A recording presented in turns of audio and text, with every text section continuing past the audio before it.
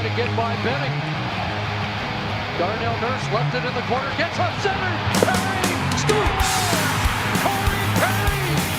Ilya able to shake away from Solani. It's given away to Solani around in front. Score! Teemu Solani with the steal. And the fans want one.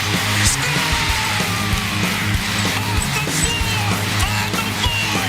Paul Kariya!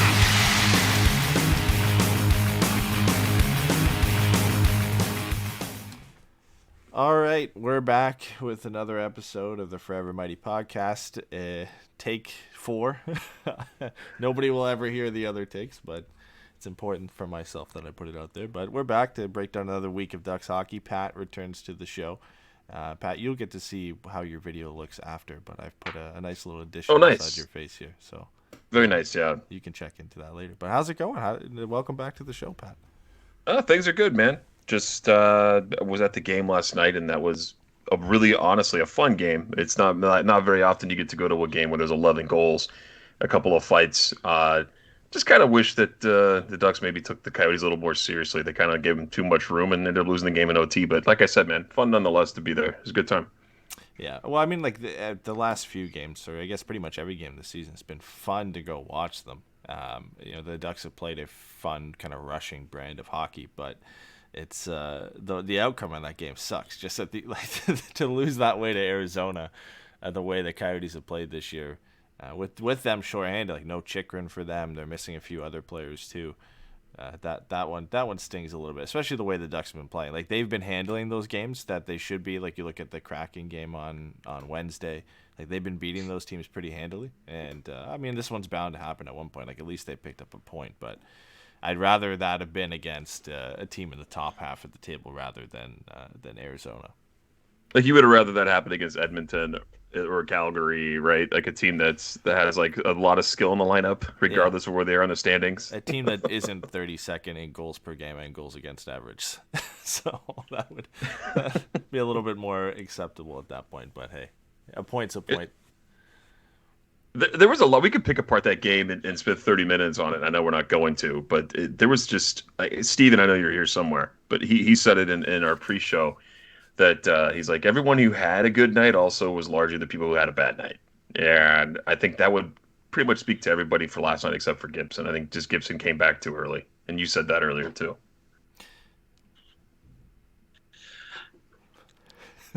Oh, yeah. Steven's here too. Hi, guys. No, I mean, look, I would disagree so much as, like, I would say that I'm actually glad that it was a loss to Arizona because those points are fucking meaningless. If it had been against Edmonton and then they missed the playoffs by a point, right? Like, that's far more infuriating. Like, I think the biggest thing is they lost out on a point that they should have had. Especially when you go into the fucking first intermission up 3-1. But not only that, but then you have like Vegas won last night too. So now you're only picking up 1 out of 2 points, and the team right below, or who is a couple games below you in the standings, with games in hand, is picking up 2 points. So, I'd rather kind of lose those kind of trap games to Arizona than to, Vegas down a man or Calgary even in, what do you call it? With like half their team on fucking COVID list or whatever right now. Like, I don't think it's the worst thing in the world to lose the game to Arizona. I think it was interesting because like, I kind of go like when the game first kind of started last night, I was watching the first period and just being like, if you love narratives, this is a great fucking game. So you've got this team coming out of a 6-game losing streak. They put this 4th liner on the first line to try to spark some things. He goes out, he gets in a fight early, pumps everybody up. Then they score, the last place team in the division takes the lead on the first place team in the division. And you're like, all right, now we got, they're going to try to get back in this and blah, blah, blah. And then you've got Anaheim like waking up, scoring 3 straight goals, carrying play in the first period.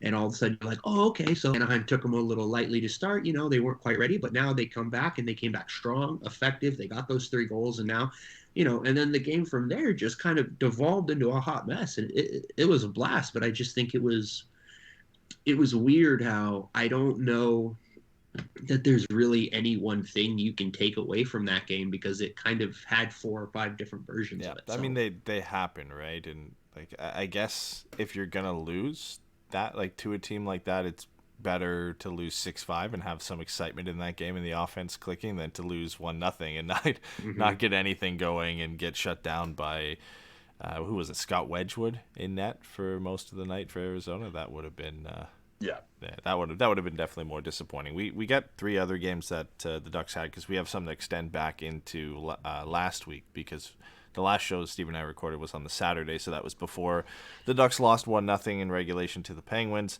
The Casey DeSmith show in that game. Then the Ducks won 3-2 in overtime against the St. Louis Blues thanks to a beautiful penalty shot OT winner from Troy Terry, and then the 4-1 win against the Kraken on Wednesday. So the Ducks over the last 4 games have gone 2-1-1. They're 17-9-6 on the season and sit first in the Pacific Division. I know there's a few teams, I think Edmonton and Vegas, maybe Calgary, can catch them. They've got some games in hand. But even if they do, like the Ducks are still within a point or two or a few points from those teams. So it's not like they've played 5 more games and if the other teams caught up, they'd be well in the bottom. They're right in the mix, which is come Christmas. Not where any of us expected them to be at all. Nobody, not a soul that we've heard write or talk about this team thought that they were going to be here. No way. Yeah, and that one loss against Pittsburgh was their only regulation loss in December, and it was a game they probably could have won. I think there was a closer game, but Casey DeSmith really stood on his head. The Ducks outshot the Penguins 33-16 in that game. So yeah, Casey DeSmith he stole that game. Yeah, especially late on too, like the last minute and a half when Gibson got pulled.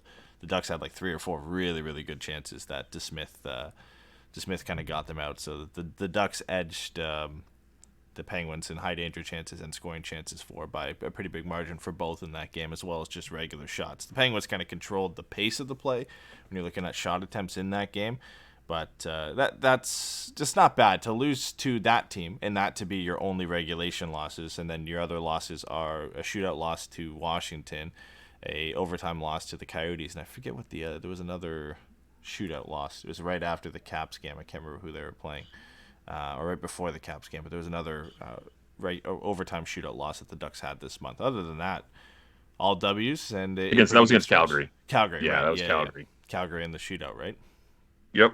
Yeah. So I was at that game too. You've been at a lot of them with Dave and his signs. I love it. Dave and his signs. Oh yeah, Dave and his sandwich boards. Dave embarrassing me. So, but being the biggest cheerleader ever, he's great. So here's the thing that's interesting, right? Anaheim is 8th in the West in points percentage, but tied with Calgary in overtime losses, which means they've got they don't have the highest win percentage despite having the tied for the most overtime loser points in the West. So I wasn't planning on this going this direction, to be completely honest. I was just kind of curious, but I do think if there are signs of kind of what people are kind of wondering, which is how sustainable this is, that might be something to be nervous about. But again, they can catch another hot streak, and if they go, 4-0-2 or something like that, then all of a sudden, they're really picking up that points percentage. They're banking wins, things like that. So it'll be interesting. Let's go back to what you've been talking about off and on all season, Steve. Is you were saying, and I agree with you. If this team doesn't make the playoffs, isn't very good, but these kids kick ass all year, who cares? We win. Yeah. We want these kids to take a step forward, right, and be happy about it. I think the fact that we're all sitting here discussing can the wheels fall off and we're going to get bummed here for a minute is kind of insane. That we're already at basically the new year, and we're like, hey, we're first in the Pacific Division. What the hell is going on? It's pretty insane that we get to have that conversation, because in reality we were like, hopefully these kids make a step, and then we'll get another high pick and go from there. Yeah, hopefully trade some vets. When you think that going into the season, the worst case was we finished dead last, and that was what the worst case and the most likely situation was. And now where the Ducks are in the standings currently, you could say probably worst case is they slip just out of the playoffs and just miss, because they're in a pretty comfortable position. Vegas is starting to go on a roll right now, and I would imagine come season's end, Vegas probably tops this division. Edmonton is falling because they're on a slump, but eventually they'll turn it around with McDavid and Draisaitl, and Calgary just has to get players off. Let's hope not. Off the COVID protocol. But the Ducks are in that mix. Right? They're in the 4 of this division. There's a clear 4 in the Central in Minnesota, Nashville, St. Louis, and Colorado. So they're battling with, I guess the Central Division teams, because I don't think LA and San Jose are going to keep this up. So they're battling with Winnipeg and potentially Dallas for that final playoff spot. And they're pretty far in front of those teams right now that I have confidence that they could probably snag that last playoff spot, which is, again, like we say this every podcast, something we didn't think we'd be saying at this point. So right now, the wild card. So, okay, right now, according to ESPN, the Western Conference playoffs, Minnesota, Nashville, St. Louis in the Central, Anaheim, Vegas, Calgary in the Pacific, Colorado, Edmonton as the wild cards. I like Edmonton. I don't know, man. Like, are we 100% sure Edmonton is going to be able to pull it out? Like, I know that they have those two guys, but like, if Mikko Koskinen isn't, like, didn't he start the season on super fire? Like, if he's not good, which it's Mike Smith. Mike Smith started the season on fire and then got hurt. Okay, but like, someone at the airport. Oh my goodness!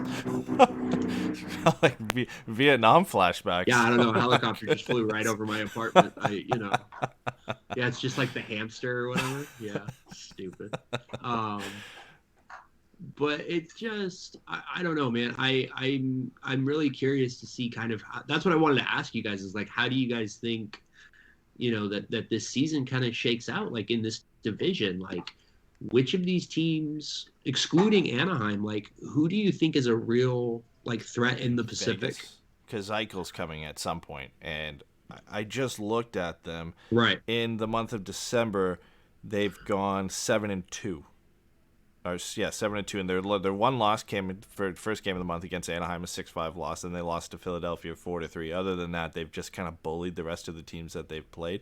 Hasn't been great opposition. They've beat Arizona, Calgary, Dallas, Minnesota, Boston, New Jersey, and I think that's the Islanders was on Friday. I always mix up the colors. Either the Islanders or the Rangers they beat in a shootout. I love how that was people's cup pick this year. I love everyone thought the Islanders were going to win the cup.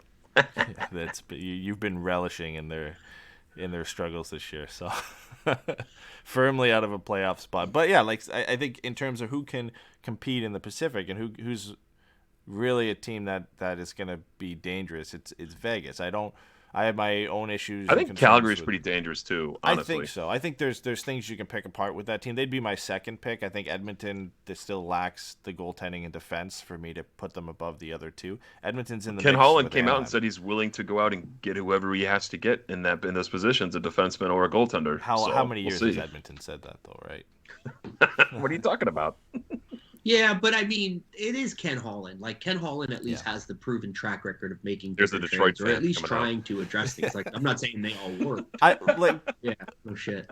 I'm not saying that all of it worked, but like, I do think he does have a little bit of a track record. Like, honestly, at this point, I still think Calgary is the team that I'd be most worried about. Like, Daryl Sutter, man, he's a son of a bitch. He really is. He's such a good coach, and I think, that they've got so much talent up front, and the question is going to be about that defense. But like, Oliver Shillington's having a good year right now and playing up to his kind of potential. They'll and stuff. add So to. I have think, to imagine they'll add. So yeah, other than like Vegas, I really do think it's Calgary, and that's it. Like, I don't think there's anybody you expect to make a deep run as is. I think the question more so is for the Ducks in terms of making the playoffs is not the teams already in the spot, but of the teams out of a playoff spot in the West right now, who's more likely to jump up either into the Pacific Division standings or into those wild card spots. There aren't many I have confidence in. Like, going from the bottom up, Arizona, Seattle are done. Chicago's likely done. Dallas, maybe they'd have to get really hot, and the same goes for Vancouver. Vancouver's won 6 in a row. I think they have a bet of the teams out. I think Vancouver and Winnipeg have the best teams, and have the likeliest chance of jumping in. But yeah, Vancouver's a long way to go just because of the 4 teams in the Pacific in front of them are so far in front of them points wise right now that it's very hard for them to catch up. Like the Canucks have played the second most games, 31, behind Anaheim, who has 32, and they only have 30 points. Edmonton has 34, but they have 3 games in hand, so they could be as much as 10 points in front of the Canucks. I think the Jets, with potentially a new coach coming in, I think they also have a really good roster, and they would be the most dangerous one for me if the Ducks fell into a wild card spot of being able to take that spot for them. But the Jets have to play Minnesota, Nashville, St. Louis, and Colorado a bunch of times for the rest of this year too, which is going to be tough. So here's the thing. I want to get Pat's opinion on this real quick. So me and Eddie have kind of talked about this and like Solomon, like whether he should buy or sell or how much of that's going to be dictated, by in a large part just by how January goes. I think we all agree that the rosters as is, Anaheim probably has the 4th best roster in the division. I think you could say, I think they're better than San Jose. I think they're better than the Kings.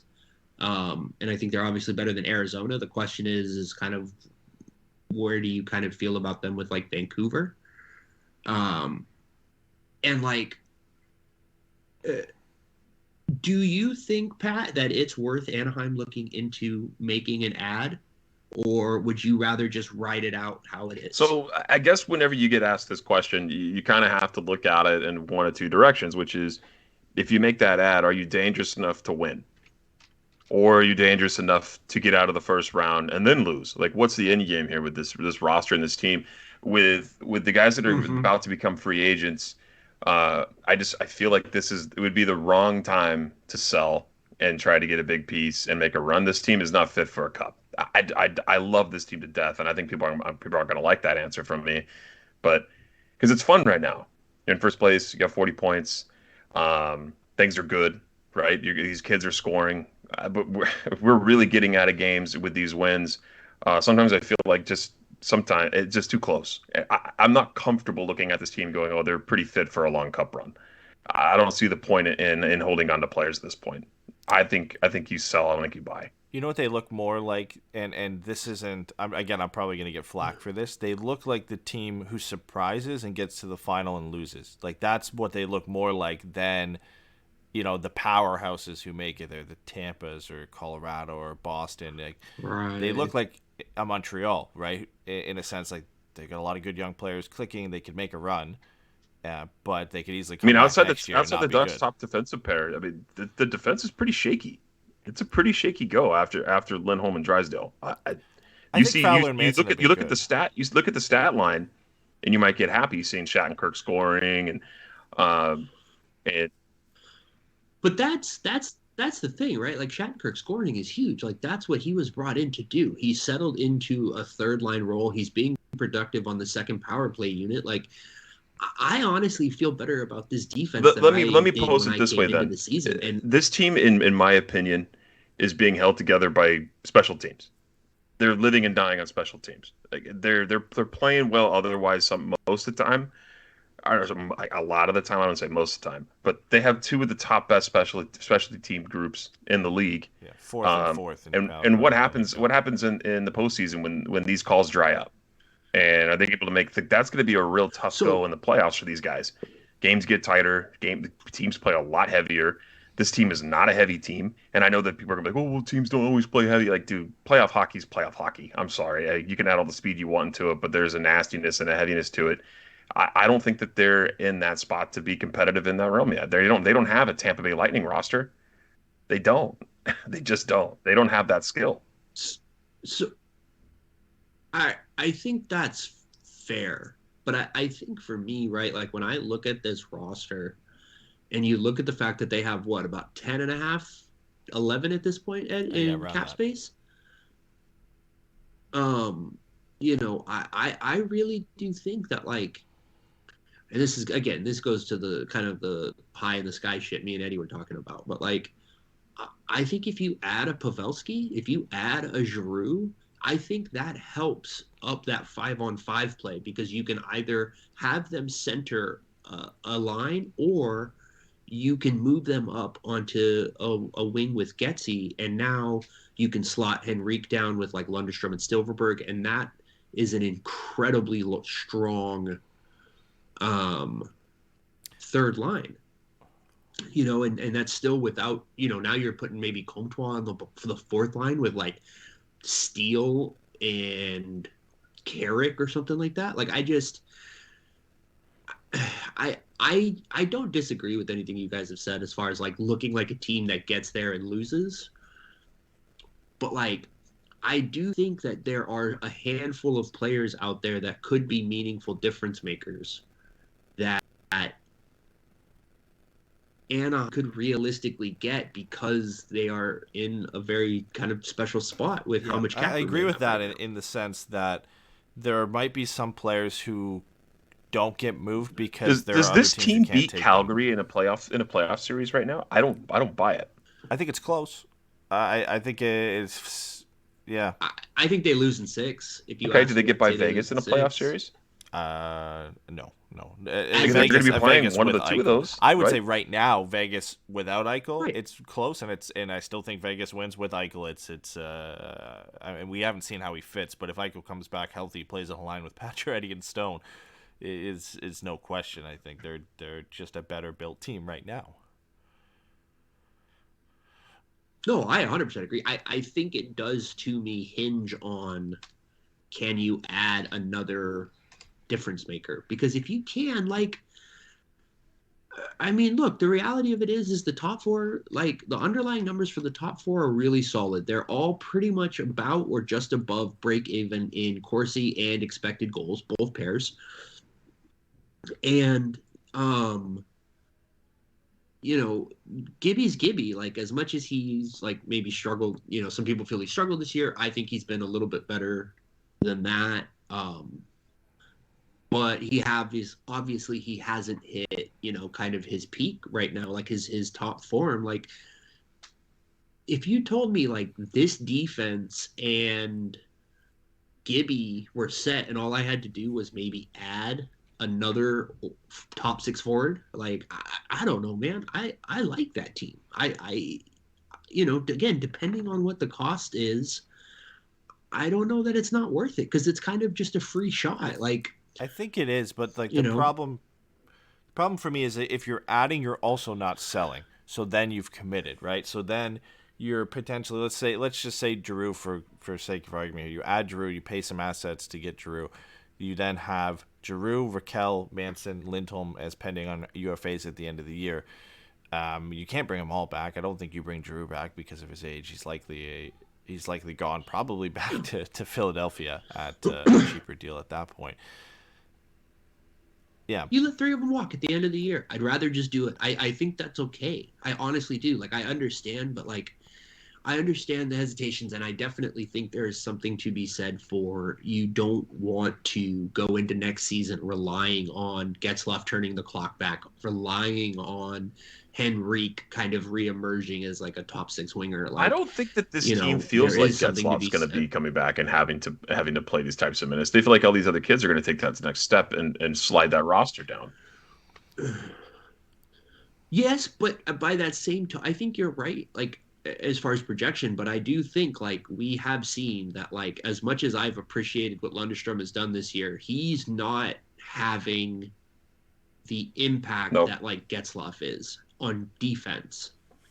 And so I think unless they were going to go out and get like another version of Philip Deneau, like, I don't know, I would kind of just be fine with just trying to lock up Lindholm right now and having everybody else just walk in the end of the summer and just see what happens. Take that free experience for, Zegras and them. You probably call it McTavish as a black ace or whatever at that point too. Like, I think you could put yourself in a very interesting position going forward with some of these players. If you even who you're giving up in the process. Yeah. Comtois, probably somebody like that picks as well. Depends who the guy is. Yeah. Like, listen, like for those big name players with a huge salary cap, cap hit like Pavelski and Giroux and a few of the other pending UFAs that have massive cap hits. The Ducks are one of maybe 3 or 4 teams who can afford to bring them in. I think New York is one of them, and I would put New York probably at the top of that list of teams who will call on Giroux and Pavelski because they can afford it, and they'll be a pure rental, and they've got some of the younger assets to go out and do it that won't hurt them. Minnesota, I think, will be up there as well. Calgary potentially could be a team like that. The Ducks are in that mix because of where they are in the standings right now, that they have the cap space to make it happen.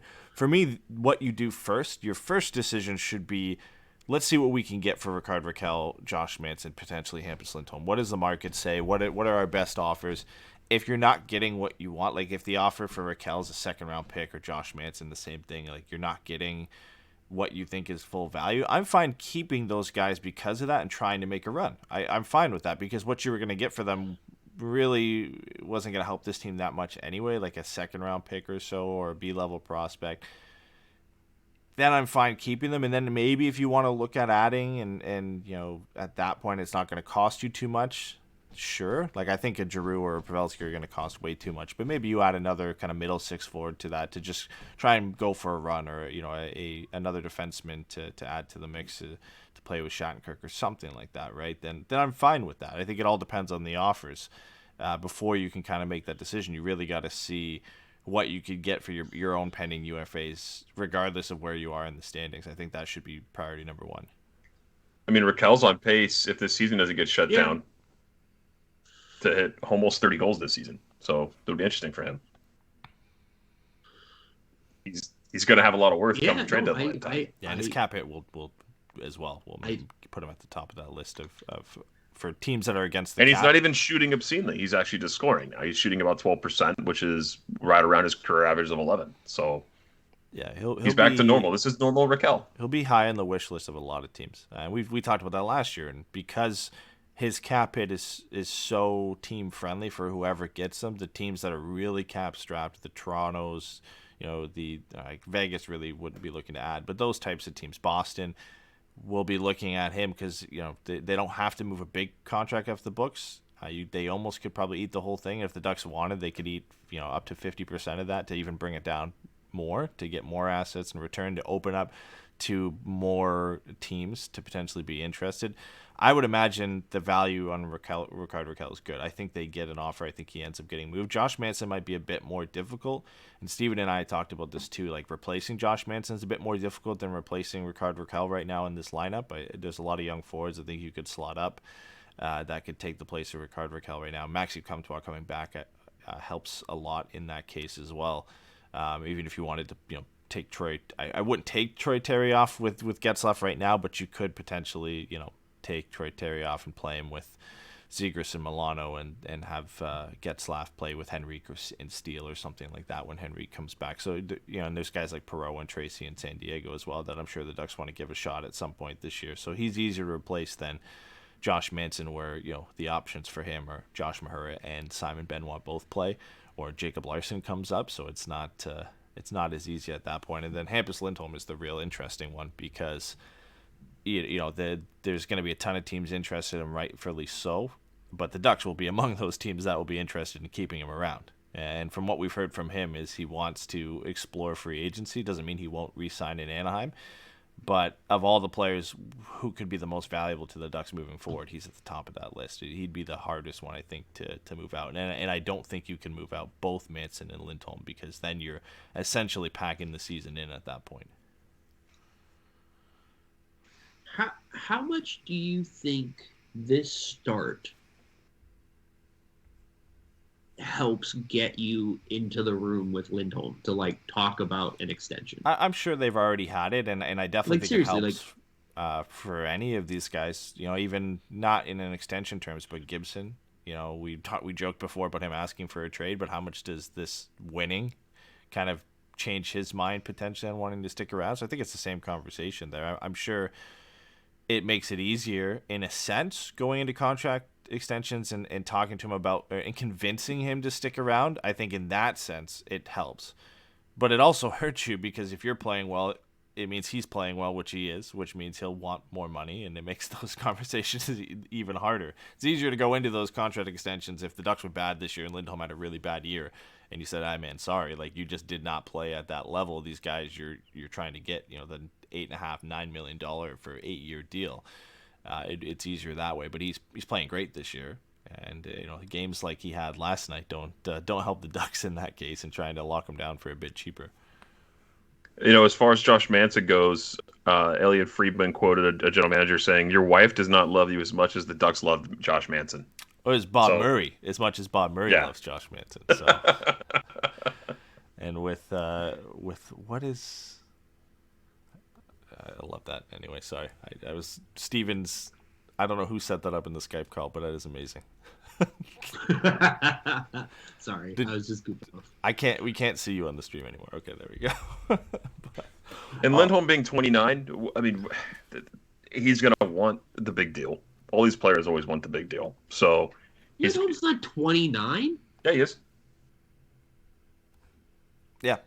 Oh, no, don't like this at all. Hampus Lindholm, when is your birthday? January 20th. Oh my God. That's crazy. Or he'll be 28. Sorry. My bad. Yeah. Yeah, shut up.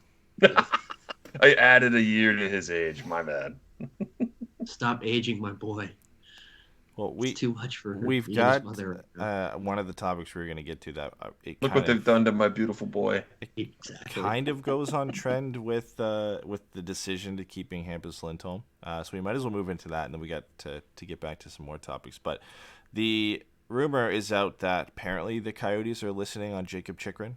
And the price is very, very high, but he's coming off what was an excellent season last year, and his even strength offense has just completely went out the window. Like it's just abysmal compared to what he did last year. 18 goals, 41 points, and I think 56 games last year, and he's got like 2 goals and 7 points this year through the first few games. A lot of that is because Arizona is just awful this year, and there's been nothing going for them offensively. But everything else has relatively stayed the same. Even his even-strength defense has actually picked up a little bit this year, which is surprising to just how bad the team has been.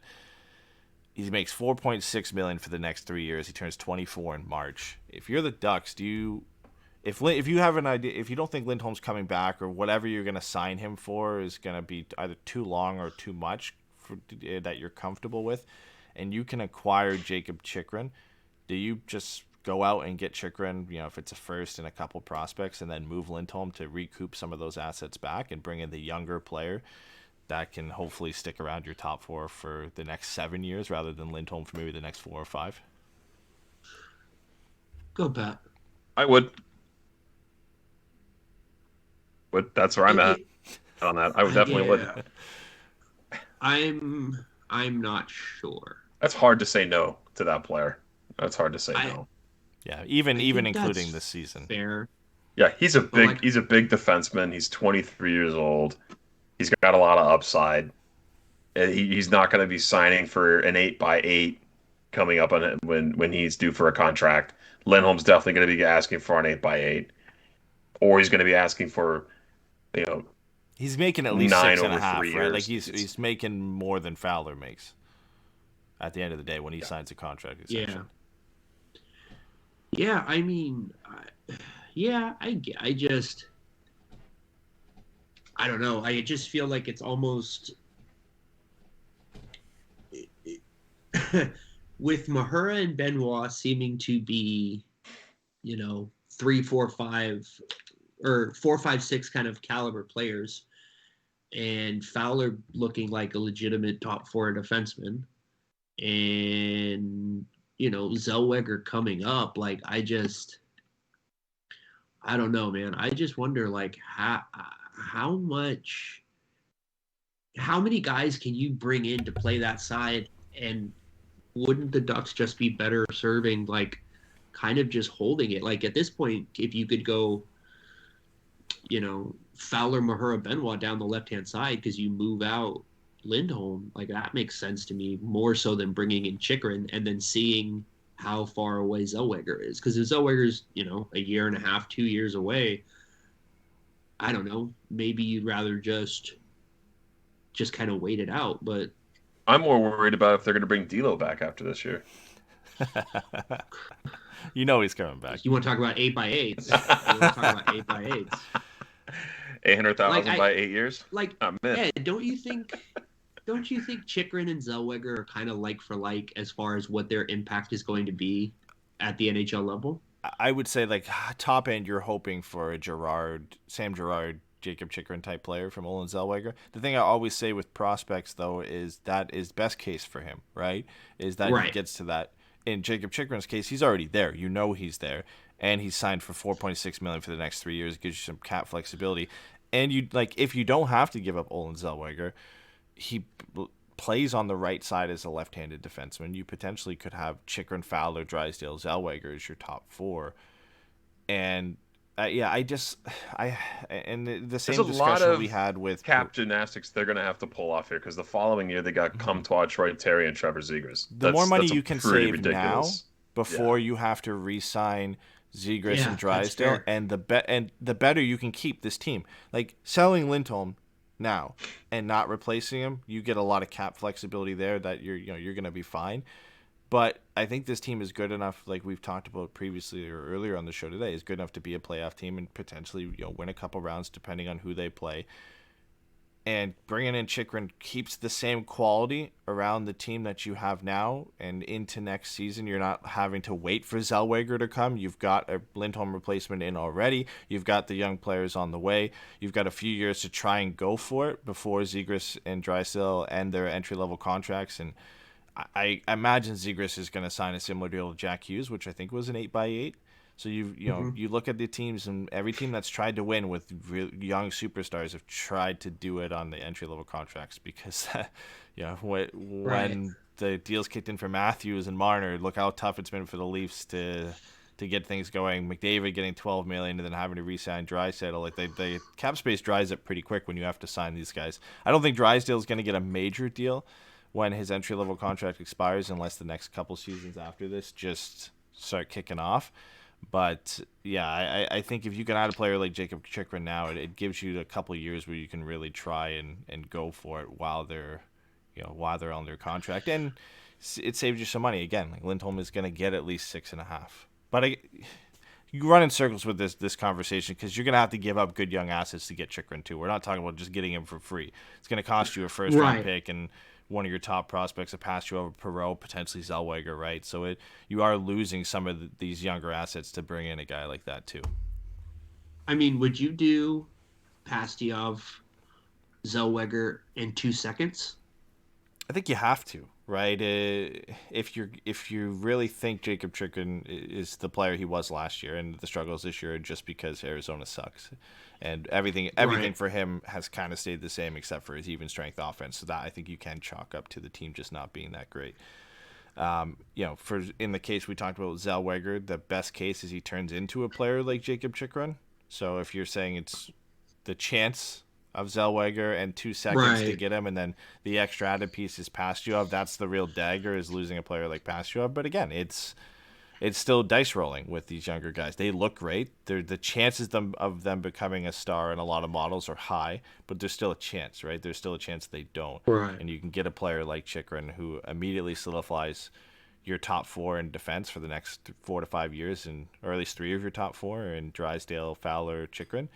I think that's worth it, but I just imagine the price is going to be insane, and I don't know why Arizona would even want to move him in the first place. He's only 23 on a great deal. He should be a piece that they're building around. Him and Keller should be the 2 guys that they're building around, not trying to move out. But I think they're just a team that's so bad they're just kind of listening just to see what they could get, right? Yeah, no, I think that makes sense. It's just it's the same as with the Sam Girard situation. It's like, yeah, if you can go out and get a player like that, it makes a lot of sense. But like, why would the team in question move them? Yeah, exactly. Well, it's not like they're going to be not like Phoenix is going to be in a position to be good anytime soon with Jacob Chychrun. Yeah, but he's only 23, right? So in 5 years he'll be 28. Yeah, and it does. If they get a top pick this year and get a Shane Wright. They're forever buffaloed. Okay, like they're gonna get top picks and never be good. They haven't got it before. They haven't. They've had one playoff run in the history of this franchise that was decent. I like the pieces that they have. And I think keeping Chychrun is important because now you've got Keller and Chychrun to build around. You brought in Dylan Guenther in the draft last year. You're going to get a top player. They're going to Hopefully, Houston. they're They're going to be Houston, Buffalo. But That's just what it's gonna be. you can't build your team expecting that, right? You got to try and compete, and I think those are two players they got to keep. We could probably talk about this forever, but we have some actual Ducks related stuff to get into. We didn't even talk about our top performers of the week, but Troy Terry, no surprise, was the Ducks' best player this week. 3 goals, 1 assist in 4 games. He just led the Ducks in pretty much every individual offensive category. He generated 21 individual scoring chances for. The next highest was Raquel with 13. He had 12 individual high dangerous chances for. The next highest were Milano, Lindstrom, and Grant with 6. He drew 4 penalties, led the Ducks with 16 shots on goal. So he really did everything. Troy Terry never really went anywhere, but I guess you could say on the score sheet at least he's back. That game against Pittsburgh was unreal. He should have got a couple goals in that one. Sean in the game against St. Louis, and then he had a goal in the game after that against the Kraken. Even looked pretty good last night too. Picked up an assist, so he clearly led the way for the Ducks. Sam Steele 3 assists in 4 games. Zegras had 2 goals and assists that came all in the last 2 games. Obviously a goal against the Kraken, a goal and an assist last night. And everybody got on the score sheet except Josh Manson, who had no points in 4 games. And I guess you could throw Comtois and Mahura in there, but they only played 1 game, so I don't want to lump them in with there. But everybody got in the score sheet over the last 4 games except Josh Manson, unfortunately. Go figure. All right. Well, I can tell when I'm not wanted around anymore. I'm leaving. Enjoy that lasagna tonight, baby. There you go. Yeah, no kidding. It's a good week for Anaheim, man. Like, you know, it's they have players playing well. The young guys are still going all out. Like, it's just nice. Like, you know, the trap game sucks, but it happens. Like, you're not going to win 82 games. And, you know, like I said, I would rather drop the game to Arizona. I know that kind of goes against some of what we talked about in the last couple of weeks as far as beating the teams you're supposed to beat. And I get that. But I just think I would rather give up a free point to Arizona than give it to Edmonton or Vegas, who have the horses and the firepower to really make it hurt you in the long run. That's 3 years of me forgetting that giving an extra point to a playoff team matters when we haven't been in a position where it's mattered. So, yeah, if you're going to give up an extra point to a Pacific Division opponent, then, yeah, or I guess they're in the Central now. But if you're going to give up points to any team that could beat you out of a playoff spot, it would be the ones at the bottom. Oh, no shit. They are in the Central. I messed that up earlier, they could too. Still... If they were good, they could still beat you out in a wild card spot. They're nowhere near that. But it's better to give up a point to them than, let's say, Winnipeg or somebody like that, Dallas in the Central, who could catch you and potentially take you out of a wild card spot. Not if we trade for Joe Pavelski. He's going to Toronto. He's going to Toronto. Don't worry. He had Toronto PJs as a kid, even though he's American. So. But we got to. Eddie, you're removed from the show. It's all right. He's going there. Just wait. I have a feeling they're gonna make it happen. But we gotta talk about Troy Terry. Like this guy is unbelievable. This fucking guy. He's just unreal. He has to have some of the best close control in the entire league right now, at least. Right. Like when he gets in front of the net, like that goal, the power play goal against the Kraken. Like he had about 2 seconds to make a decision there. And most guys will just fire that on net on a one-timer. He pulls it in close, gets a better shooting angle, and then just snipes it right under the bar. And you look at some of the moves. He walked Dumoulin and Letang in the game against Pittsburgh. He had the penalty shot overtime winner against St. Louis where he deked John Gillies out of his pants. And he's just been – this is a whole side of Troy Terry like we've never seen. We've seen it in the shootout, like when he was at the World Junior Championships. He pulled the move out every now and then. But all of a sudden, like I don't know where he got this confidence from. He's talked about it in a few interviews where, he just kind of stopped getting so upset and letting hockey kind of control his life. And I don't know if that's what's kind of brought the best out in him, but who knows? Like he just the whole nother level this year. 30 points in 31 games is absurd. The fact that this guy could put up 70 to 80 points this year is ridiculous. If you had asked me last year, if a Ducks player is going to put up 70 to 80 points, who would it be? And I think, Zegras would have been in that discussion. You could have said, okay, maybe Getzlaf has a resurgence and comes back. Comtois led the team in scoring, so maybe him. Terry would have been like 4th or 5th on that list, I think, just based off his play before that. But, man, like this guy, every day he goes out there, and he's clearly the Ducks' best forward. Sorry, I got 2 cats fighting back here. Holy. He's definitely been the Ducks' best forward all season. I mean, by far. I mean, obviously, it doesn't take an analyst or an expert to see that. I bet you he wishes it was next year he had this breakout year before his contract comes up. if he was gonna have this blowout year, maybe. Or he just puts up back-to-back 70-plus point seasons and just gets paid insanely. He's got more proof there, right? And what was the bet if he hits 60 points, Eddie has to buy a Seth Jones jersey and wear it with a Ducks logo on it? Whoa, that wasn't. I'm pretty sure that's exactly what it was. I don't think so. I think that was if Seth Jones gets more Norris votes than Hampus Lindholm, which is a foregone conclusion. The way the voters pick. We're getting the full contract Lindholm experience right now, dude. This kid, he's balling out, man. He has just decided, I am getting paid come hell or high water. Yeah, he's gonna. I have never seen Hampus Lindholm so active in the offensive zone in his entire career. Third on the Ducks in shots on goal. It's Terry, Zegras, and Lindholm. Yeah. That's fucking right, baby. Averaging over 2 shots per game. He had 7 shots on goal last night. He ain't stupid. He saw what happened this summer. He knows how to get paid. This man said, I'm going to play 23 minutes a night, take 75 shots a game. He's like, we're going to fucking do it. I think he has more goals than Seth Jones. He just has less assists. Yep. Yeah, Seth Jones has been picking up those garbage secondary assists on the power play like crazy. So we should count secondary assists then for Seth Jones. Listen, the vote, the bet is not on how many points. It's who gets more votes for the Norris. So...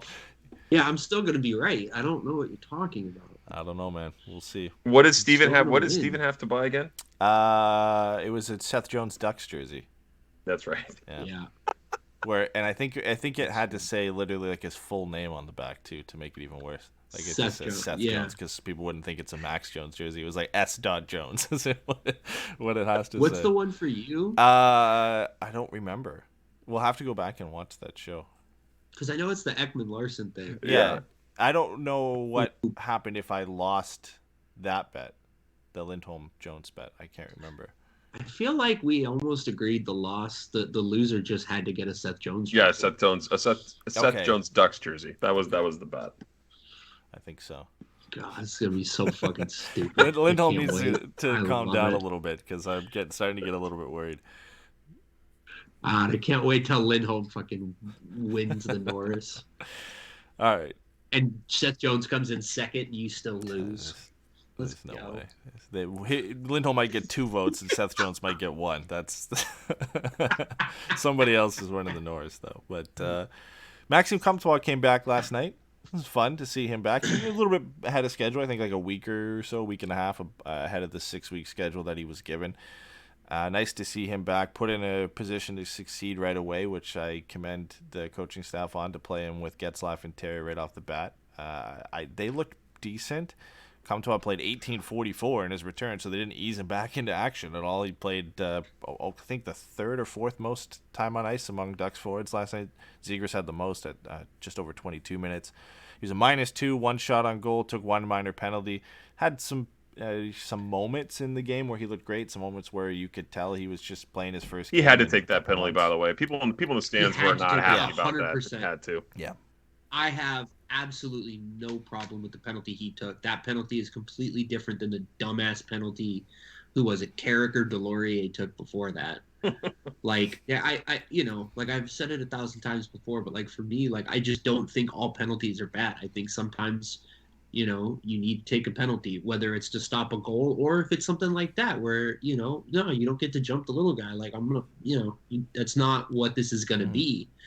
And I think it's perfectly reasonable to just go over there and grab some dude by the fucking face. Like, I just have no problem with it. And part of being on a team sport is, like, you've got to pick up for each other. You know what I mean? So, like, it's not optimal, but, like, at the same time, like, you should be able to look at your guys and be like, look, I took a penalty there because I had to, and I need you guys to cover it up for me, right?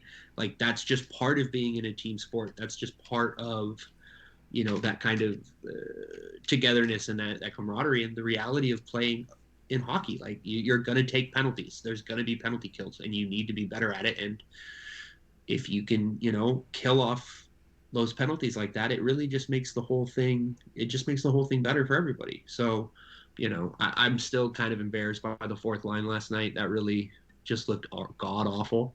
But Max Comtois, I thought, had a good first game back. He was active. He was going to the front. He was, trying to make himself felt. So I thought he had a good first game back. You didn't like the fights on the fourth line? No, I thought they were both fucking Well, they led stupid. to goals by Arizona, so... I don't even get... Okay, let me say this. The first fight was fine. The first fight is just your classic stage, throw it down, two enforcers on like the I team said, trying to do something. The O'Brien was on the first line. He wanted to make a point. That's fine. That Sam Carrick fight was embarrassing. There was no reason to do that. One, Larson tried the entire time not to be in that fight. And two, he just got put on his ass. So then he gets up and him and Delorier start like cross-checking the guy, and they just look like piss babies. Like... They just look like fucking children. And then they give up the penalty and they score on it. And again, it's a stupid penalty that didn't need to be taken. You, of all people, Sam Carrick, need to understand that sometimes you just lose a hit. It doesn't mean you throw a fucking temper tantrum. I really... And I feel like we had all kind of, as a Ducks community, spent the last couple of games being like, damn, Sam Carrick's really playing really well right now. It's really nice to see this kind of, fourth liner on this team right now. And then he does some dumb shit like that. And Still a fourth liner, so they're going to happen at some point. Right? I like the fights, just to say, honestly. It was fun to see. Well, the fight's fine. For me, there was a penalty after, right? That's the dumb part of that play. I don't care if he fights, but it's, the fighting on a clean hit like that because you lost the hit you threw, it happens. Just fucking get up. All right, but Maxime Comtois, how many games do you think it takes him to get back up to speed before we can get on him if the production isn't there? 30. I think he's going to score a goal within the next 3 games. Yeah. Pat, did you say 3 or 30? Pat said 30. I said 3. Okay. I wasn't sure. I hope he comes back into some sort of form that he was in, man, prior to the season, because it's early showing's not good. Then he got hurt, and now that he's back, this team's rolling. So hopefully he just comes in and plugs right into the production. That'd be nice. Yeah, well, what I'm kind of getting at that point is where I'm comfortable right now chalking up the struggles at the beginning of the year to the hand injury that he had coming into the season, and then get surgery, and hopefully it's fixed. Hopefully he just starts putting up points. We don't have to worry about it, and the puck starts going to the back of the net for him. We don't have to have this discussion. But I want to know how many games we're comfortable with without production, playing on a line with Getzlaf and Terry before we say, okay, is this more than the injury, right? Because it takes guys a couple games to get up to speed. They're playing a different system. Then he hasn't really had time to gel in the new system that it took the Ducks about 9 or 10 games to gel to this new kind of system they're playing this year. So it's going to take him a bit. But I think for me, it's 4 or 5 games. Come January, if he's still struggling and he's playing with Getzlaf and Terry, then I think there's some reason for concern at that point. Yeah, no, I would agree with that. Yeah. I mean, look, the way everything's gone over the last week, it's probable that at least 2 of these games are going to get postponed. But whatever. The next 5 games are Edmonton, at Vancouver, home against San Jose, home against Vancouver, at Vegas. Over those 5 games, I think there should be the expectations he puts up 3 points. Playing on that line with Getzy and Power Terry play time too, and seeing right? this team be more effective. Mm-hmm. I think there's an expectation to me that he should put up about 3 points over those next 5 games. And and they can't all be secondary assists. I mean, I'll take it if it is, but I think you got to look for at least 1 or 2 goals. There's a lot riding on this next 5 opportunity for games. Maxime Comtois right now too, because Adam Henrique will come back at some point, and if he doesn't nail down that spot with Getzlaf and Terry, he'll be down to the third line with Lundestrom and Silverberg, which will be a lot harder for him to really get going offensively. And Adam Henrique will slot right back in on that top line where he was with Getzlaf and Terry. So this is however many games it is until Henrique comes back, is prime opportunity for Maxime Comtois to nail down that spot. And there's a lot of expectations on him because he led the Ducks in scoring last year. So he really, and how he started the year this year, there's some concerns that, okay, like what type of player is he? How much did that injury affect him? He's getting put in the best situations here. We saw Sam Steele get to play with Getzlaf and Terry for a handful of games, and he looked okay. He looked better over the last 3 games before getting demoted to the 4th line. But you were looking for somebody to come in that line and take advantage of the opportunity and run with it. And I think the best guy to do that right now, you would think, is Maxime Comtois. He's got the skill set. Once he settles in, I think he'll be fine. I agree. Yeah, he seems like the perfect fit for that line, right? In terms of what he does and what type of him or Max Jones would kind of be the perfect fit to play with those guys. And they're going to find you anywhere, so you just need to go to the net with your stick on the ice. Yeah, no, I think that's 100% right. I think he makes the most sense there just from like a scheme perspective and a fit perspective.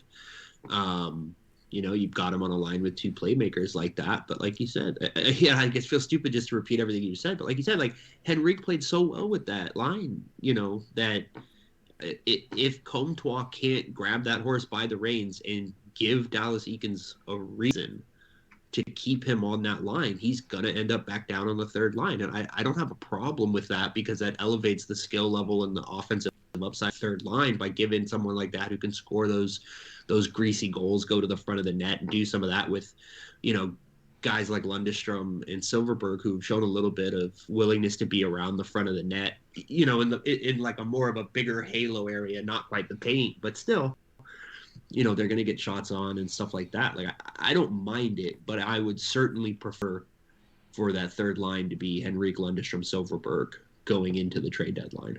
Yeah, I agree. Comtois played with both too, so it does make it easier to move him down if he's not playing well. He's played well with Lundestrom and Silverberg in the past. So, and again, like we've said several times already, that Henrique has played well with Getzlaf and Terry this year. So the decision is an easy one for the Ducks to make, unless Maxime Comtois makes it a tough decision by playing so well with Getzlaf and Terry that he owns that spot. So, he's got the skill set to do it, and the ball's in his court right now to lock down that position. He's just got to put up the numbers. And I think all things considered, it was a good first game back. I like that the Ducks didn't take it slow. It wasn't, a knee injury or foot injury. Like, they didn't really have to ease up the brakes on him a bit. Like, just throw him out there with the top line, play him same amount of minutes you would normally play him if he was fully healthy, and see how things go. And I think he played well. And without putting up a point, it's probably the best thing you could hope for from him coming back, is just to look comfortable in the lineup. How do you guys feel about Jakob Silverberg right now? I've been wanting to talk to you guys about this. You think something's wrong with him? You think he's injured or something? I just feel like he hasn't been effective at all. He's playing on a line with Isaac Lindstrom and Derek Grant. So.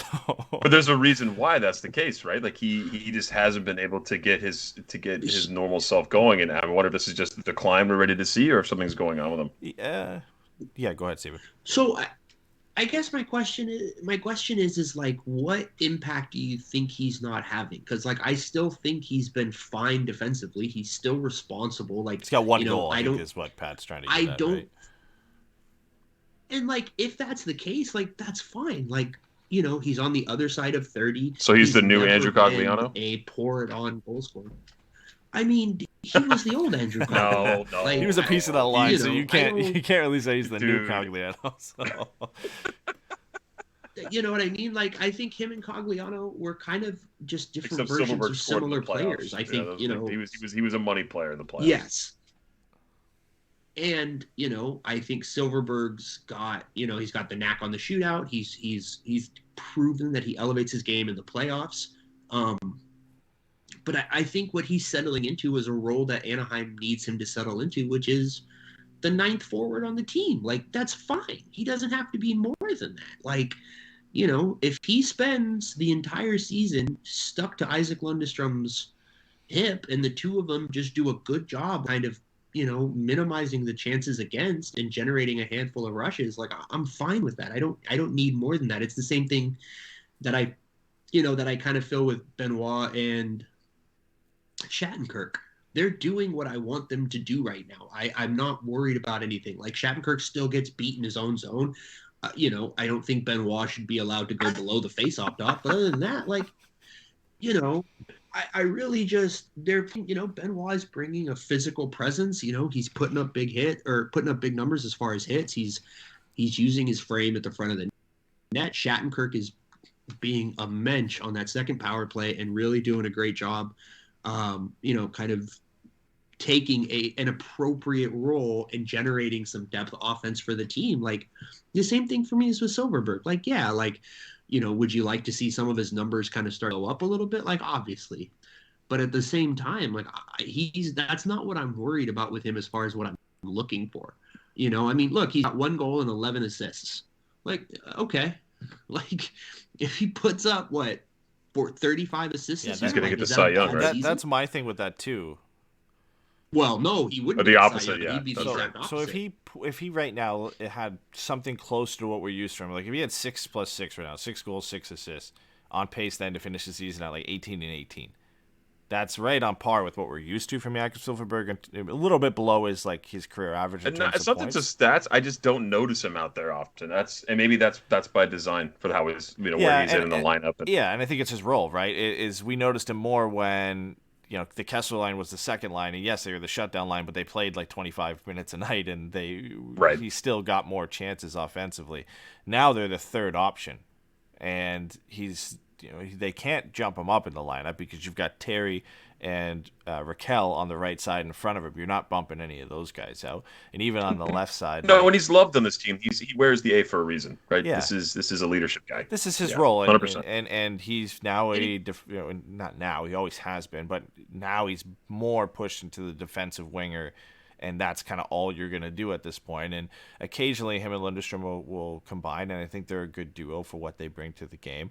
They're definitely not a shutdown line when you look at the underlying numbers, but they are responsible two-way forwards that I think the Ducks like to have around. And again, I'm not happy with what we're paying Silfverberg in terms of the amount of money we're paying him for what he's putting up. I like him as a player, I like his fit. My issue will always be, again, like the fact that we re-signed him, and this is what we're getting from him right now is nowhere near the money we're paying him. But I think his role. What do you mean? He's the highest paid forward in the team. You don't like that? Not for long. No, he's not. I guess if Henrique's out, yeah. But here's the thing, right? So he's missed 6 games. So if you do his 12 and 26 out over 76 games, he's on par for 35 points, which is right around where he's been most of his career. 39, 39, 49, 40, 43, 39, 16. This year 12.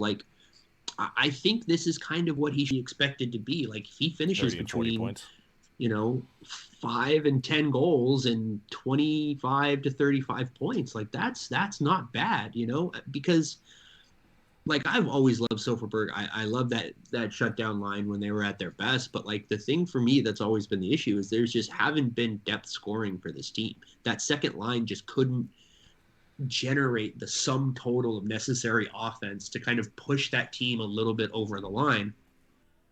Well, now, you've got Silfverberg in a role that he's much more fitted for, which is kind of that third. This is a little bit of an over comparison, but I think it gets a little bit closer. He's a little bit closer to not Yanni Gourde, but maybe Blake Coleman or Parkley Gaudreau, as far as those just guys at the bottom of the roster who are going to play defensively. You're not going to be worried about him. He doesn't offer necessarily some of that kind of physicality, but they don't need that from him. Got players even further up the lineup that can offer some of that physicality. So, with him, I just think this is kind of what he needs to be. And the fact that, the team has Milano and Terry and Zegras popping off right now. Getsy's playing really well. Rico's playing well. Raquel is playing well. There are 6 guys ahead of him that can generate offense, and finally he can just do the thing. And he with needs Maxime to Comtois coming back, that could be 7 and should guys. be. So there's a lot of guys in front of him. Yeah, and again, if that's the third line, it's not too bad. Look, the other thing I was going to say earlier, and I kind of let it slip, but look, if this team moves out Raquel, then we've seen Milano play on the right side, so you can still play Comtois maybe with Milano and Zegras. And so, there's still going to be opportunities in this lineup for guys to excel. And because other than the Getsy Terry pair and Milano Zegras, I don't think anybody's really tied to the hip. Like, guys are probably going to get moved around as the season goes on, up and down, and we'll see what it is. But like, I don't know. I'm not worried about Silverberg. He's not somebody that I'm like concerned I think the one about. thing with this team that we can say for sure with this roster, even with guys getting moved out, is there's three sets of duos who probably won't be moved off together for the entire season. The rest of the guys that aren't in those duos will be moved around. And it's Getzlaf and Terry, Zegras and Milano, and Lindstrom and Silverberg. They're all kind of set together. I guess if you really want to call Carrick and Delory duo, you can do what you want with that one. But of the top six, like, those guys aren't getting touched. And then Henrique and Comtois and Jones when he comes back, and you know those guys will kind of move around those spots. Raquel has solidified himself as Right. a third guy with Zegras and Milano just because. He's a top six forward. There's no questions about that. He's got to be with one of those. And they've been two playing centermen. so well, Like, you just don't want to. I just don't. Right now, right? We've talked about this as, Henrique was a passenger with Getzlaf and Terry, but still played well. But he was the clear third guy, just like Raquel has played well with Zegras and Milano, but he's been the clear third guy on that line, right? So, that's natural. There's not many lines in the National Hockey League where you look at all three guys and say, man, all three guys, like, you can't discern from them. There's like Pasternak, Bergeron, and Marchand. There was before they broke it up, Landeskog, McKinnon, Rantanen, right? There's only a few lines out there where you're like, all three of these guys are clicking. You can't take them off together, right? So there's always the duos, and then you take a few guys off. But all right, we're pushing over an hour, so we still got two more topics to get into. We're gonna save the Cam Fowler stuff for another day because that's eternal. We can talk about that whenever. But we had Elliot Friedman. I think it was a podcast. And that's also a loaded conversation. So yeah, the Cam Fowler one isn't like an hour discussion in itself. We might have to just do a show on that completely. But honestly, if games get canceled, we might have to. Might just do a Cam we're Fowler gonna have show. nothing else to talk about. So Elliot Friedman, I think, was on a podcast, or his podcast with Jeff Merrick, I believe. He was on Jeff Merrick's show. He was on the Jeff Merrick show. So they were talking about the Jack Eichel trade, and it came out what the ask was from the Ducks to get Jack Eichel. Turns out the Sabres wanted Zegras, Drysdale, and 2 first-round picks for Jack Eichel. Obviously, the Ducks said no. Ultimately, they said no to the Jack Eichel situation anyway, just because they didn't like the medical records that they got back, and they weren't really on board with the artificial disc replacement procedure that Eichel wanted. So that's why the deal kind of fell apart for them. But just in terms of that ask, like, I guess if you're Buffalo, like, you have to ask for that, right? Okay, we want your 2 top young guys and 2 first-round picks. And I think way early on when the Eichel stuff first started breaking, that's what we heard the Sabres were asking for. I'm sure they went to every team and said, listen, your top 2 young guys and your 2 first-round picks, that's what we want. And then as teams started coming out and the price started coming down and teams did not even want to do anything because of the medical records, and the price came down to what eventually Vegas paid. But Vegas paid close to that asking price, right? They don't have Zegras and Drysdale type players. But right. Krebs what people fail to understand, like Ducks fans who freaked out about it, we all thought it was funny. Like all of us on the show, we all, of course, we're going to poke fun. But that's like Steven just said. That's like the starting point. Let's start there and chip away. Yeah, just chip away. Yeah, go in high, and then why would you go in low and then be like, well, we didn't get what we wanted? Well, yeah, ask for the world, and then hopefully you come away with some piece of it. That's what the Sabres are trying to do. Yeah, like I'm sure from Minnesota, the ask was Rossi, Boldy, and 2 first-round picks. Like that's just probably how it was. Sorry, Steven, what were you going to say there? I cut you off there. They might have should have done that. Man, it's really hard to say that they shouldn't have done that trade. Kaprizov and Eichel together. That's scary. The thing I was going to say is like, look, when the whole Jack Eichel trade saga began, right? There was a couple of things that everybody knew. One, Eichel, they knew that at the end of this year, his no trade clause, his no move clause was going to kick in, and that was going to still limit the way in which they could deal him. So everybody kind of understood they had a window. There was the expectation of the Olympics, which put a second artificial timeline on it, because if he was going to get his surgery, he only had so much time that he could, in order to make the Olympics, which is obviously something that's very important for him. From the Buffalo point of view, we heard very early on, they're asking for the equivalent of 4 first-round picks.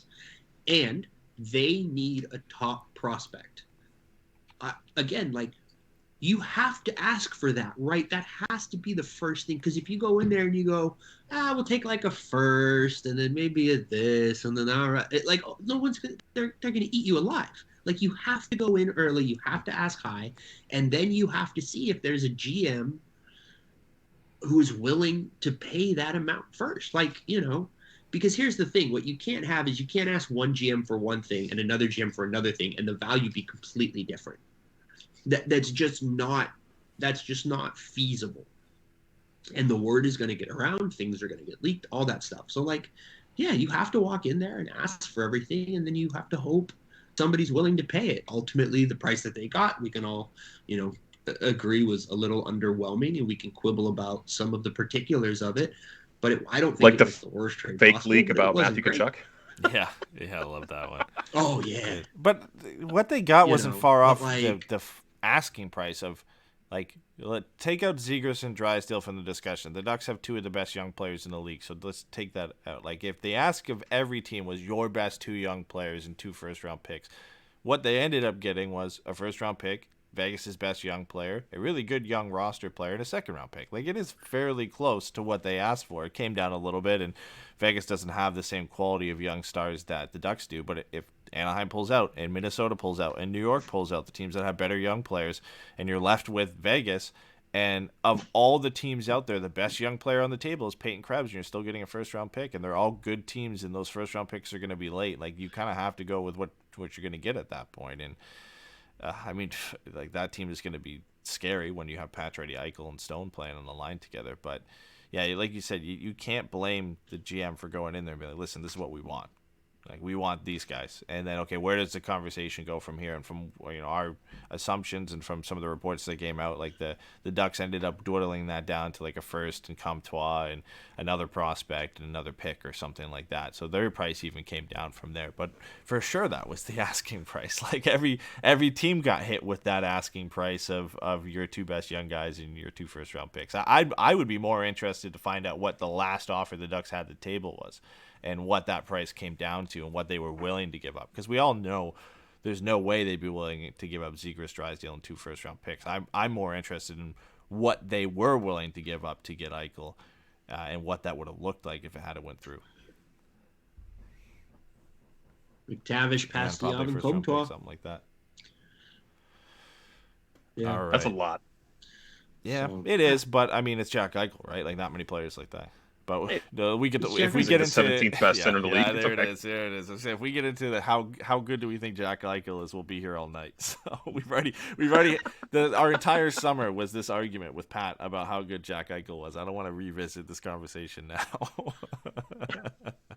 Yeah, between bottom top tier center Eichel and 40-point player Trevor Zegras. I think Pat had some has a great takes future over the summer. So.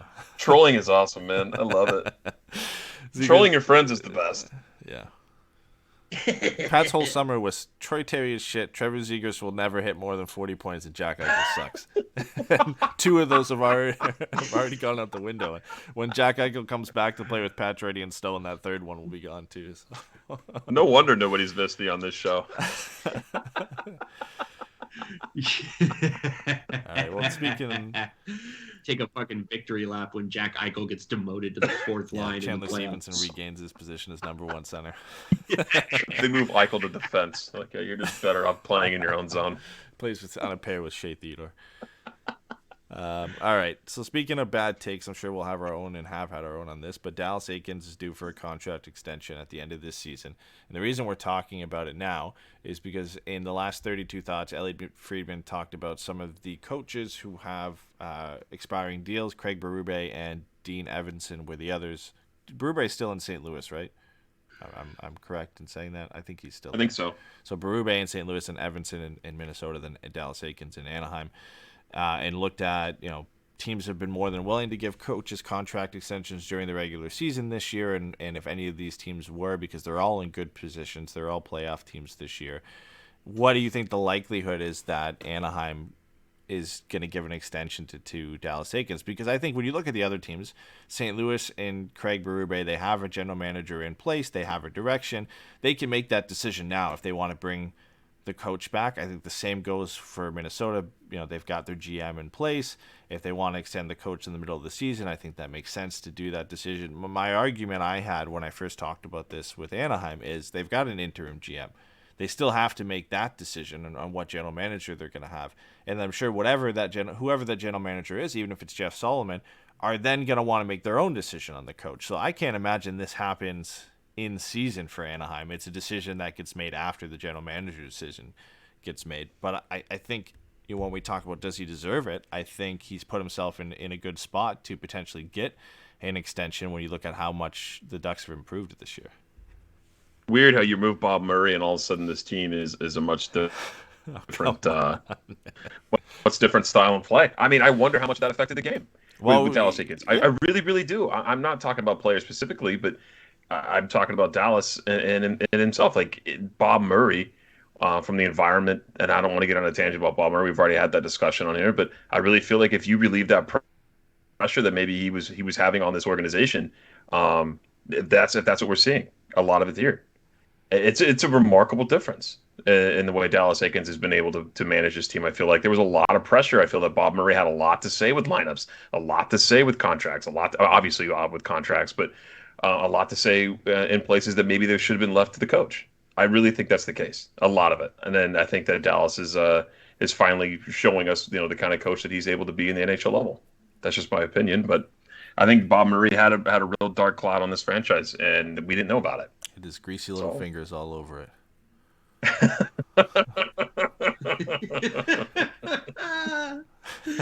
Just pizza stains.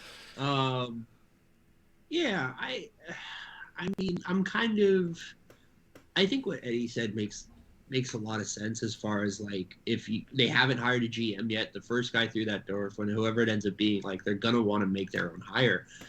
But I can't remember who it was, but I was listening to something the other day, and somebody made the point, and I can't even remember if it was about hockey specifically, but that like, no, it wasn't that, I promise. But somebody made the point that like, it's not the worst thing in the world for a GM to go into a job with a fire in their back pocket, because if you want, here's the thing, right? Dallas has done a remarkable job this year, right? How much of that is up to him? How much of that is about the coaching staff that they've brought in to support him? That's all stuff that I can't give you an answer on.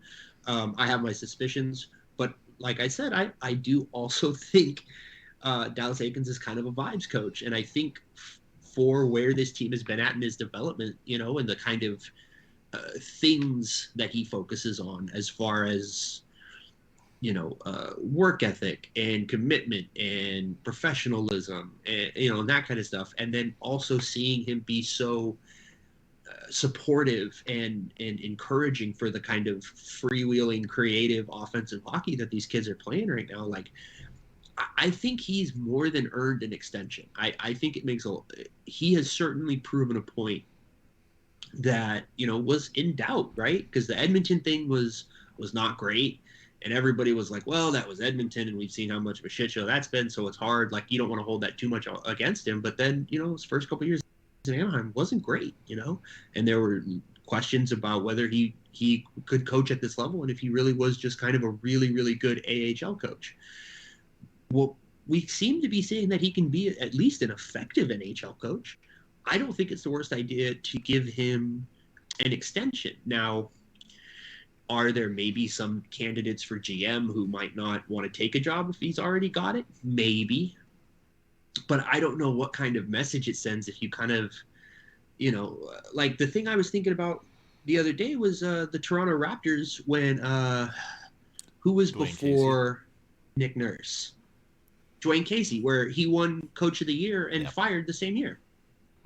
You know what I mean? Like, if you told me that Dallas Eakins won the Jack Adams and also wasn't the coach next year, like, I don't think that's an insane thing to think.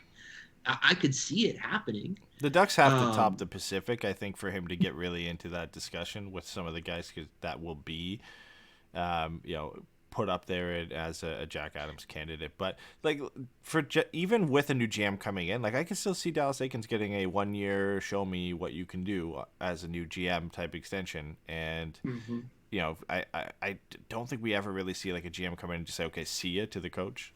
Without maybe getting a good look at them. So I could see them doing that. Like you said, I think he's done enough to deserve it. And I don't know if I'm not at the spot where I can say I think he'd be an effective NHL head coach, like long term and a contending team. I think he's done enough to kind of show he could try to do that. But he's a great development things, coach. Right? Like I think there's a difference. I think there's a difference between being an effective NHL coach and being like an elite over the hump coach. I don't think he's that still, and I don't. He hasn't shown me enough to think that he's that.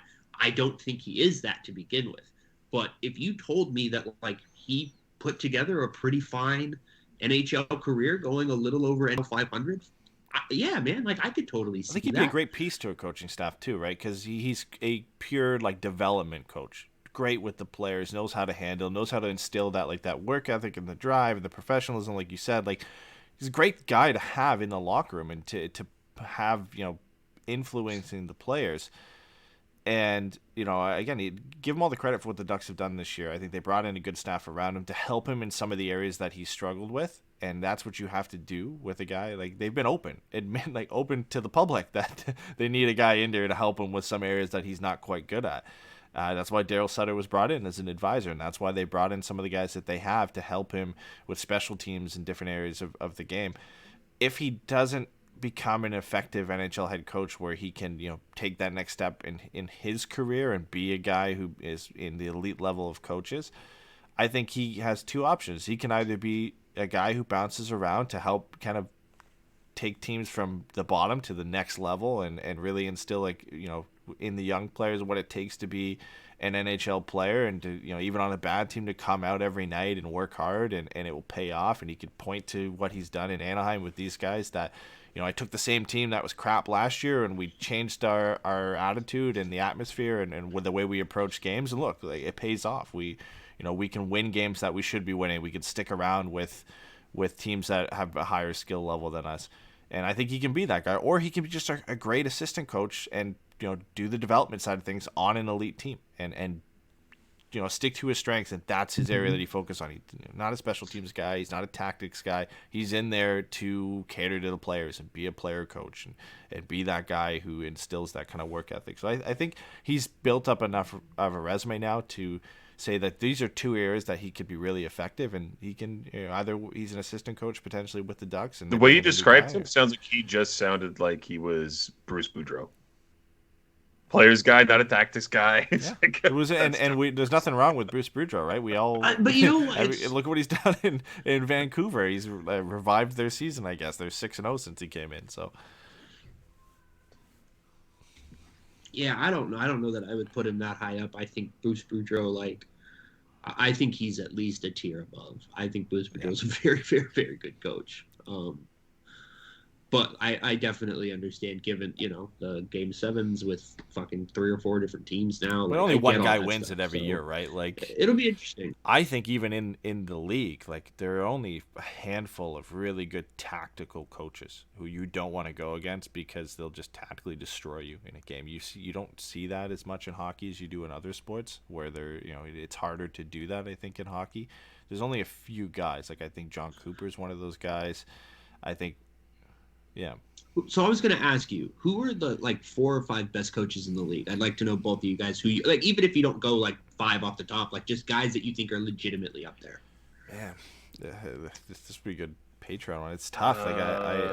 Barry Trotz, Cooper for sure. I would probably say Rod Brendamore is also another good one. I would not 100%. I would go Bruce Boudreau, and man, if I had to pick one more to pick to be a 5, shoot.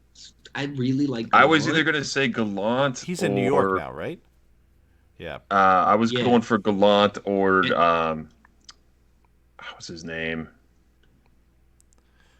I can't think of it. Anyway, yeah, that's what team? I had one on the tip of my tongue, and now I can't think of the Just, guy I was going to name. So forget about it. and I'll say this: I really think Todd McClellan's a good coach. I don't know. I don't think he's an elite coach. I don't know that he's a top 10 coach, but he's right there for me. I really like Todd McClellan. I love that hire in Edmonton, even when it didn't I think work you out, can look at I it love that hire in LA. in Edmonton, and I don't think it's his fault. Like the team that he has in the back end and in net is terrible. But he has done a good job handling McDavid and Draisaitl and putting good players around them, and I like the way they play. They just don't have the talent in certain areas to be a good team. I think if they added a defenseman and a goaltender with Todd McClellan as the coach, they are easily the best team in the Pacific Division. Well, when he was there, yeah, when he was there. Oh yeah. I see. Yeah, now they have Tippett and they. I totally like a forgot team, but that Lindy Ruff was the head coach of the Devils. That's hilarious. It's awesome. It's so I love Lindy Ruff so much. He is just the perfect other team's coach. Like, because when he was in Buffalo, they were a lot of fun. When he was in Dallas, they were a lot of fun. Like, he's just a dude that you're just like, yeah, I'm 100% fine. Like, watching. He is a this crazy dude person. be That's crazy great, person man. because He'll put anybody fun anywhere hockey. in the lineup, no matter who you are. It rocks. I love Lindy Ruff, man. He's awesome. He's kind of like Ken Hitchcock in that I'm just like, yeah, I just think you should be in the league forever. I just enjoy having you around. We all know the next coach of the Ducks is going to be John Tortorella. So Ken Hitchcock, is that who you meant there? Oh, please let it be Torts. Hey, did anybody see Torts' comment on the other last night Lucci? or the other? Yeah. No, he called Well, Dallas it Eakins I a didn't couple hear years it. ago. I just heard that he responded. So what he basically said is so it was an apology. He felt bad that Trevor Zegras was getting all these questions about it. He was like, that sucks. He's like, I'm not trying to take away from him. He's, he was just like, I think the play was skilled. I was just asking, is it a hockey play? The fact that he's had to spend, a week and a half answering these questions, I actually feel really bad for. He's like, I reached out to the coach. I reached out to him. I talked to him a little bit and whatever. He goes, I fucking hope he does it again. Like, The fact that you said that, I hope he does it again, made me laugh. Like, he's trying so hard. It's not even that. I really do genuinely think, like, me and Eddie had this conversation, and like, I don't know. I'm gonna say this, and it's gonna sound douchey, but whatever. Like, I think I'm right. Like, I 100% do think that he wasn't trying to criticize Trevor Zegras so much as he was just having a moment where what he thinks the game is, how it should be played, and what that says about, like, us as a society or whatever, just kind of hit a moment where this kid did something like, it's Trevor Zegras just dropped punk rock music into it, and he was just like, whoa, timeout, you can't play music that fast. You know what I mean? Like, I don't think John Tortorella said those things with the intent of being like, fuck Trevor Zegras, he's a bad kid and he's ruining the game, the way everybody tried to make it out to be. He was just saying, like, do we want some of this stuff? Like, it seems a little flashy. It seems a little ridiculous. You know what I mean? Like, John Tortorella's not a flashy guy. I don't think, that there was any malice in what he said. He was just like, I don't know, man.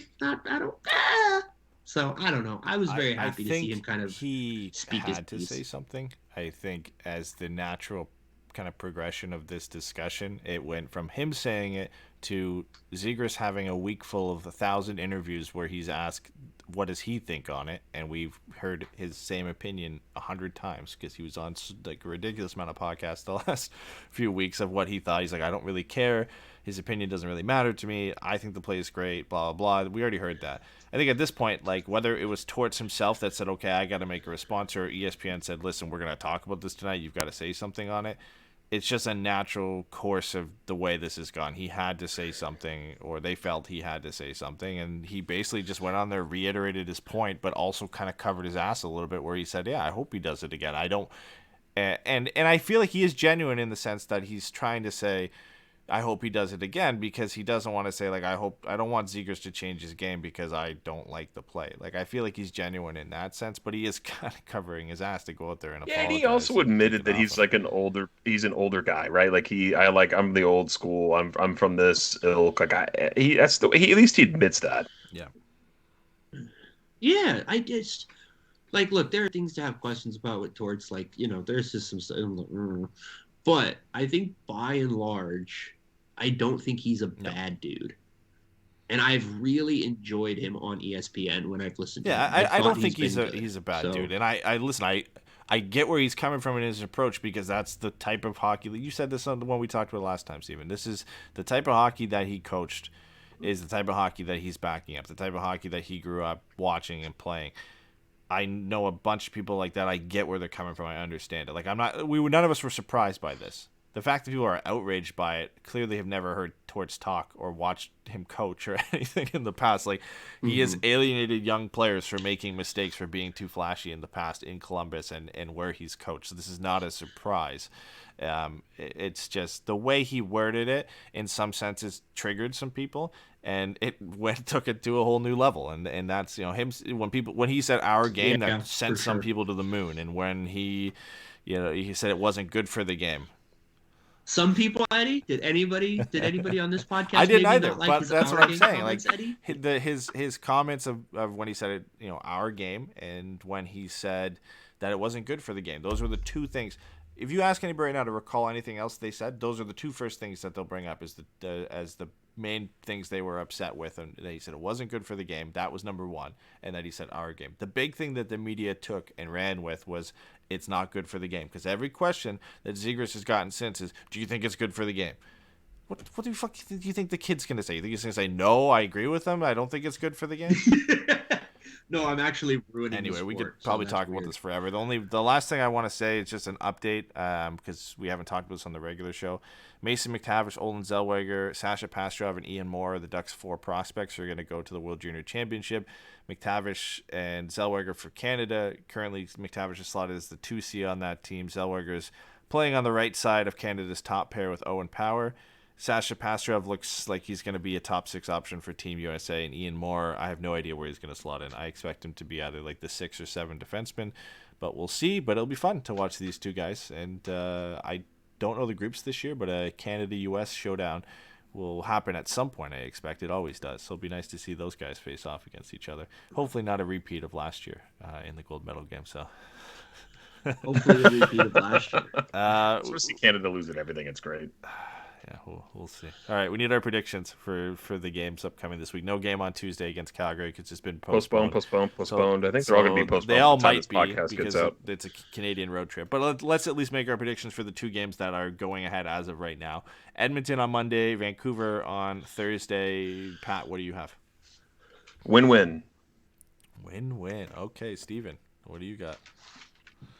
You go first. I don't know yet. I haven't made up my mind. Yeah, I want the Ducks to hand Brucey his first loss in the Canucks arena. Would be great. Vancouver's gonna. I want to come back down to earth. It's 6 wins in a row. It is what it is. But something's gonna happen at some point. I think they're definitely a better team than the way they played early on in the season, and we've seen what having a coach come in the regular season can do for a team. And I think they're, of any team in the league, they're the one primed to go on that type of run. I think they have a good roster. I think the Ducks could be the team to end that in Vancouver. The game on Monday against Edmonton's going to be tough just because of McDavid and Draisaitl. But I think I'm going to side with Pat here. I think win-win. I think the Ducks are going to respond well from this loss against Arizona. It's not a fun way to lose a game. And I think they match up well with the way both the Oilers and the Canucks play. And the Canucks aren't playing tonight or tomorrow. So both their games got canceled or postponed. Long day off. Or not day off, but long time to sit on the sidelines for the Canucks. So, all right, Steven, make a decision. Get off the fence. I'll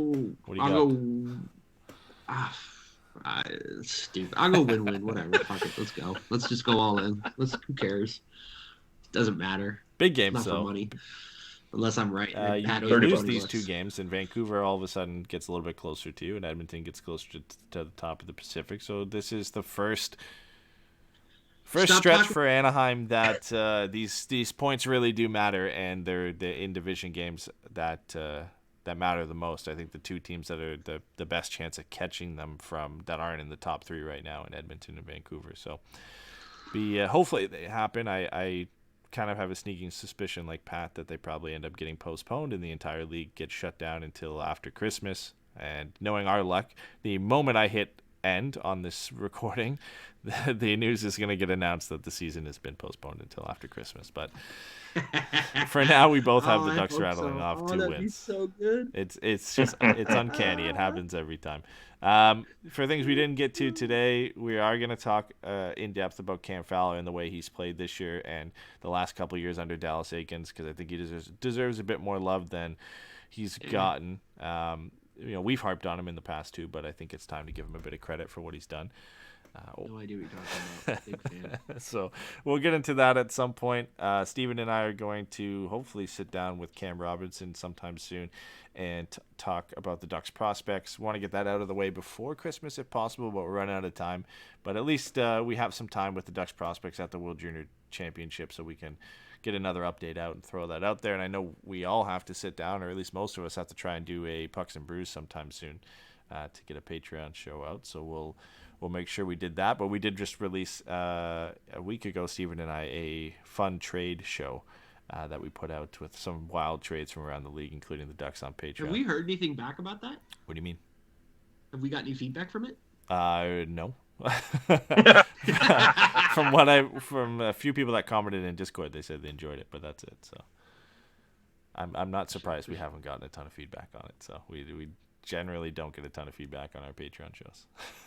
I was just curious. It's mostly shit talking about the Ducks in our Discord chat. So that I guess that's a selling point. If you want to join the Discord, go to patreon.com/forevermighty. It's a key selling point right now until we start releasing Pucks and Brews. But so apologies for anybody who wanted to listen to this show live. I don't know what is happening with Twitch and Streamlabs, but we're trying to figure it out. Some days it works, some days like today it just doesn't. So hopefully we can get out live for the next one. Thanks again for checking it out, guys. I'll be back Monday with another Ducks Morning Brew, and we'll hopefully all be back with Jason for, or I guess we won't be next weekend because that's Christmas. So next week we'll have off. So I guess we'll have a weekly show 2 weeks from now, near the end of December. I forgot about that. Sure, why not? Yeah. I don't think any of us want to get up on Christmas Day and record a podcast when there'll be 0 games to talk about because they're all likely going to get postponed. So You guys don't even celebrate Christmas up there. You guys celebrate the day after. yeah. Sorry, D. You gotta wait to open your presents, kid. Dad's gotta record. Yeah, you're gonna love that. Gotta record a podcast. Dad's got to spend an hour and a half being depressed because the season got postponed. We're going to spend an I'd be very hour upset. on Christmas Day talking about Cam Fowler. I'll be very, very, very upset if they do this. Oh my god. All right. man. I gotta head out, boys. Good talking to you. Great being back, and we'll see you guys in a bit. Later, boys.